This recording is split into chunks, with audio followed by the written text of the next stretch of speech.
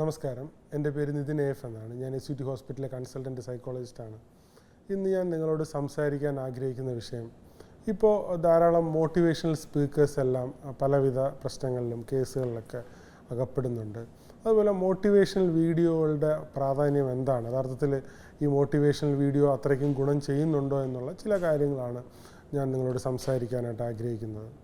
അപ്പോൾ ഈ അടുത്ത കാലത്ത് ധാരാളം മോട്ടിവേഷണൽ സ്പീക്കേഴ്സും ഇൻഫ്ലുവൻസേഴ്സൊക്കെ തന്നെ പല കേസുകളിലൊക്കെ പെടുന്നതായിട്ട് വാർത്തകളിലൊക്കെ നമ്മൾ കണ്ടിട്ടുണ്ട്. അപ്പം പലരും പറയുന്നുണ്ട് അവരൊന്നും ഈ പറയുന്ന കാര്യങ്ങൾ അവരുടെ ജീവിതത്തിൽ പ്രാവർത്തികമാക്കുന്നില്ലല്ലോ എന്നുള്ള കാര്യം.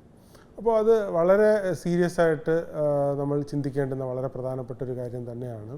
അപ്പോൾ അതിനകത്ത് നമ്മൾ മനസ്സിലാക്കേണ്ടുന്ന പല കാര്യം, ഏറ്റവും പ്രധാനപ്പെട്ട ഒരു കാര്യം എന്താണെന്ന് വെച്ചാൽ, മോട്ടിവേഷണൽ സ്പീക്കേഴ്സ് അല്ലെങ്കിൽ മറ്റുള്ളവരെ ഇൻഫ്ലുവൻസ് ചെയ്യുന്ന, സ്വാധീനിക്കുന്ന ആൾക്കാരൊക്കെ തന്നെ യഥാർത്ഥത്തിൽ അവർ പറയുന്നത് ആത്മാർത്ഥമായിട്ട് വിശ്വസിക്കുന്നുണ്ടെങ്കിൽ അത് തന്നെ അവരുടെ ജീവിതത്തിൽ ഫോളോ ചെയ്യേണ്ടതായിട്ടുണ്ട് എന്നുള്ളത് വളരെ പ്രധാനപ്പെട്ട, വളരെ സിഗ്നിഫിക്കൻ്റ് ആയിട്ടുള്ള ഗൗരവമേറിയൊരു കാര്യം തന്നെയാണ്. അപ്പോൾ നമ്മളൊരാളെ, പൊതുജനങ്ങളെ സംബന്ധിച്ചിടത്തോളം നമ്മളൊരാളെ മാതൃകയാക്കുമ്പോൾ പല വീഡിയോസും അല്ലെങ്കിൽ പല ആൾക്കാരെയും നമ്മൾ സോഷ്യൽ മീഡിയയിലും മറ്റ് നവമാധ്യമങ്ങളിലും പല രീതിയിലും കാണുകയും അറിയുകയും അവർ പറയുന്ന പല ആശയങ്ങളും നമ്മളെ സ്വാധീനിക്കുകയും ചെയ്യുന്നുണ്ടെങ്കിൽ അവരെ മാതൃകയാക്കേണ്ടതുണ്ടോ ഇല്ലയോ എന്നുള്ളത് നമ്മൾ വളരെ ക്രിട്ടിക്കലി ഇവാലുവേറ്റ് ചെയ്യേണ്ടത് അത്യാവശ്യമാണ്.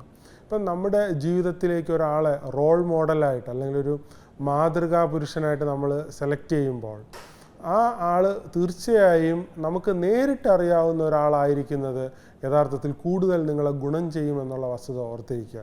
എവിടെയോ ഇരിക്കുന്ന ഒരാൾ ഏതോ പറയുന്ന എന്തോ കാര്യങ്ങൾ, ആ പറയുന്നതെല്ലാം കേട്ടിട്ട് അപ്പടി ആളും അങ്ങനെ ചെയ്യുന്നുണ്ടെന്ന് വിശ്വസിച്ച് നമ്മൾ ആളെ നമ്മുടെ ജീവിതത്തിൻ്റെ ഒരു മാതൃകാ പുരുഷനാക്കി മാറ്റുകയാണെങ്കിൽ പിന്നീട് യഥാർത്ഥത്തിൽ ആ വ്യക്തി എന്താണെന്ന് നമ്മൾ അറിയുമ്പോൾ നമ്മുടെ ജീവിതം മുഴുവനും തകർന്നു പോകുന്ന, അല്ലെങ്കിൽ നമ്മുടെ ജീവിതത്തിൻ്റെ മുന്നോട്ടുള്ള പോക്കിനെ ഹെൽപ്പ് ചെയ്തുകൊണ്ടിരുന്ന ആ ഒരു ഫ്രെയിം വർക്ക്, ആ ഒരു മോട്ടിവേഷണൽ ഫാക്ടർ നഷ്ടപ്പെട്ടു പോയി എന്നുള്ള ഒരവസ്ഥയിലേക്ക് വരാതിരിക്കാൻ വേണ്ടിയിട്ട് റോൾ മോഡൽസിനെ സെലക്ട് ചെയ്യുമ്പോൾ തീർച്ചയായും നിങ്ങൾക്ക് നേരിട്ടറിയാവുന്നതും ദീർഘനാളായിട്ട് അറിയാവുന്നതുമായിട്ടുള്ള വ്യക്തികളെ തിരഞ്ഞെടുക്കുന്നത് കൂടുതൽ നിങ്ങൾക്ക് കോൺഫിഡൻസ് ആയിട്ട് ലോങ് ടൈം മുന്നോട്ട് പോകുന്നതിന് ഹെൽപ്പ് ചെയ്യുമെന്നുള്ള വസ്തുത ഓർത്തിരിക്കുക.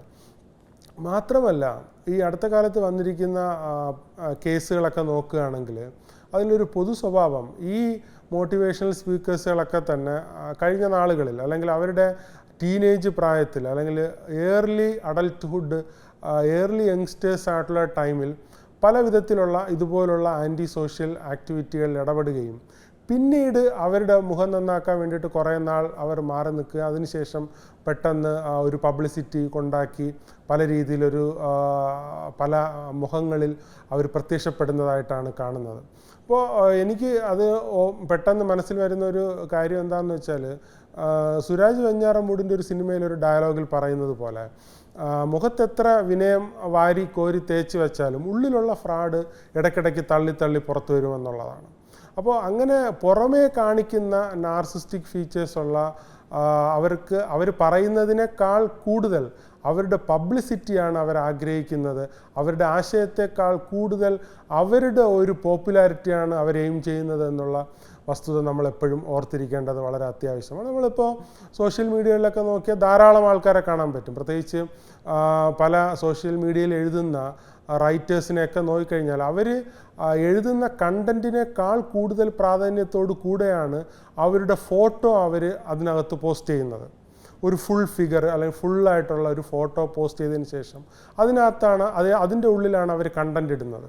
അപ്പോൾ ആക്ച്വലി ആ കണ്ടൻറ്റിനേക്കാൾ കൂടുതൽ അവരുടെ ഒരു പബ്ലിസിറ്റിയും പോപ്പുലാരിറ്റിയുമാണ് അവർ എയിം ചെയ്യുന്നതെന്നുള്ളത് നമ്മളെപ്പോഴും ഓർത്തിരിക്കുക. അപ്പോൾ അങ്ങനെയുള്ളവർ എത്രത്തോളം വെർച്വസ് ആയിട്ട് അല്ലെങ്കിൽ പ്രൂഡൻ്റ് ആയിട്ടാണ് ലൈഫ് കണ്ടക്ട് ചെയ്യുന്നത്, മോറലായിട്ടാണ്, ഓണസ്റ്റ് ആയിട്ടാണ്, സീരിയസ് ആയിട്ടാണ്, എത്തിക്കലായിട്ടാണ് ലൈഫ് കണ്ടക്ട് ചെയ്യുന്നത് എന്നുള്ളത് വളരെ ക്രിട്ടിക്കലി ഇവാലുവേറ്റ് ചെയ്യേണ്ടുന്ന ഒരു കാര്യം തന്നെയാണ്. അപ്പോൾ ചില ആൾക്കാർ വളരെ ഫ്രോഡായിട്ട് അവരുടെ ലൈഫ് കണ്ടക്ട് ചെയ്യുന്നവരാണെങ്കിലും അവർ പറയുന്ന കാര്യങ്ങൾ ചിലപ്പോൾ വൈസായിട്ടുള്ള കാര്യങ്ങൾ അല്ലെങ്കിൽ യൂസ്ഫുൾ ആയിട്ടുള്ള കാര്യങ്ങൾ ബെനിഫിഷ്യൽ ആയിട്ടുള്ള കാര്യങ്ങളായിരിക്കും. അപ്പോൾ അന്ന് കരുതി ആ വ്യക്തി അങ്ങനെ തന്നെ നൈസായിട്ടുള്ള ഗുഡായിട്ടുള്ള ഒരു പേഴ്സണാലിറ്റി ആണ് എന്ന് നമ്മളൊരു അസംഷനിലേക്ക് എത്തരുത് എന്നുള്ളത് വളരെ പ്രധാനപ്പെട്ട ഒരു കാര്യമാണ്. അപ്പോൾ മോട്ടിവേഷണൽ വീഡിയോസ് കാണുകയും അല്ലെങ്കിൽ മോട്ടിവേഷണൽ സ്പീക്കേഴ്സായിട്ടുള്ളവരെ നമ്മൾ റോൾ മോഡൽ ആക്കുകയും ചെയ്യുമ്പോൾ വളരെ കെയർഫുള്ളായിട്ട് ക്രിട്ടിക്കലി ഇവാലുവേറ്റ് ചെയ്യേണ്ടത് വളരെ ആവശ്യകതയുണ്ട് എന്നുള്ളത് നമ്മളെപ്പോഴും ഓർത്തിരിക്കേണ്ടത് അത്യാവശ്യമാണ്. Thank you so much.